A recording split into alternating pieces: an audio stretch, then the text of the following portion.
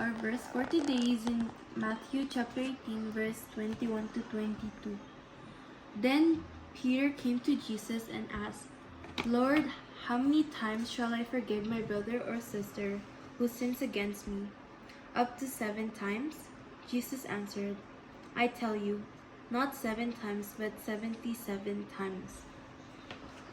Describe a situation in which you had to forgive someone more than once. Did forgiving then get any easier?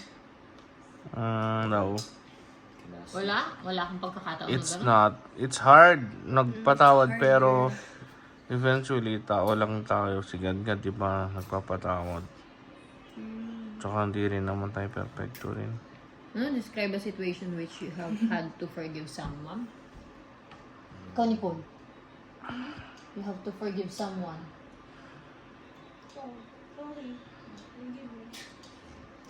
Sorry, forgive you.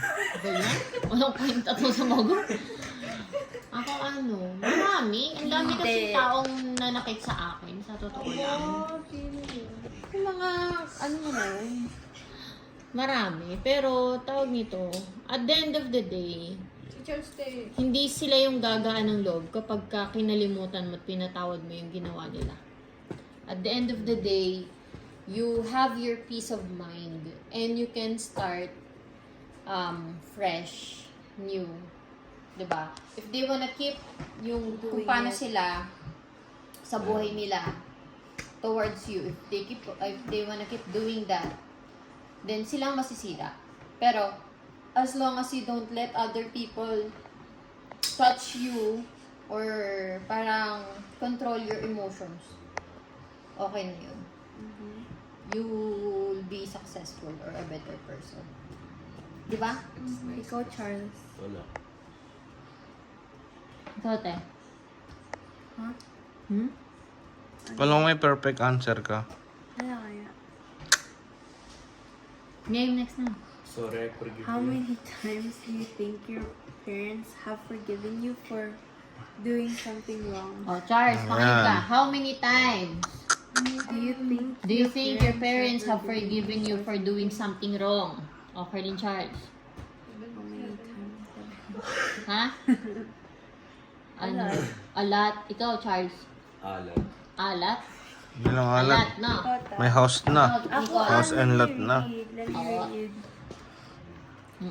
Peter may have been a bit frustrated when he asked Jesus how many times he had to forgive someone. Imagine his surprise when Jesus answered 77 times. Now, Jesus didn't mean that we're supposed to write down a tally mark whenever we forgive someone and then quit when we get to 77. In fact, we're not supposed to keep track at all. Jesus said to show that there's no point in keeping track because we are to keep forgiving regardless how many times we've forgiven them in the past. Jesus also illustrates this teaching with a parable. In the parable, a king forgives his servant of a debt. The servant then walks out, finds someone who owes him money, and demands repayment. Through this man had just been forgiven, he refuses to forgive someone else. Sometimes we do the same thing. Through God has forgiven believers for all that we've done wrong. We sometimes forget that we are to need to forgive, even if it's over and over again. What did you guys get? Forgive daw. Forgive over and over again. Ako, nakuha ko. Ikaw muna, Charles. Yun rin po. Nicole.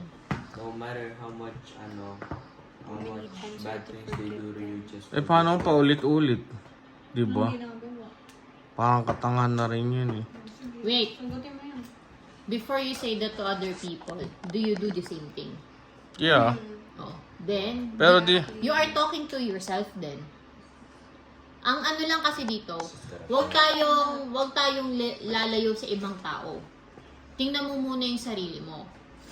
Does God forgive you over and over again for the same reason? Diba? And yes, He does.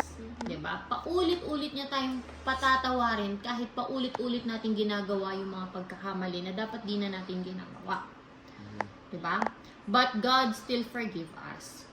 Hindi pwedeng sabihin mo na I cannot forgive you anymore kasi paulit-ulit yung ginagawa mo eh. Diba? It's your choice already. Paulit-ulit yung ginagawa mo. No.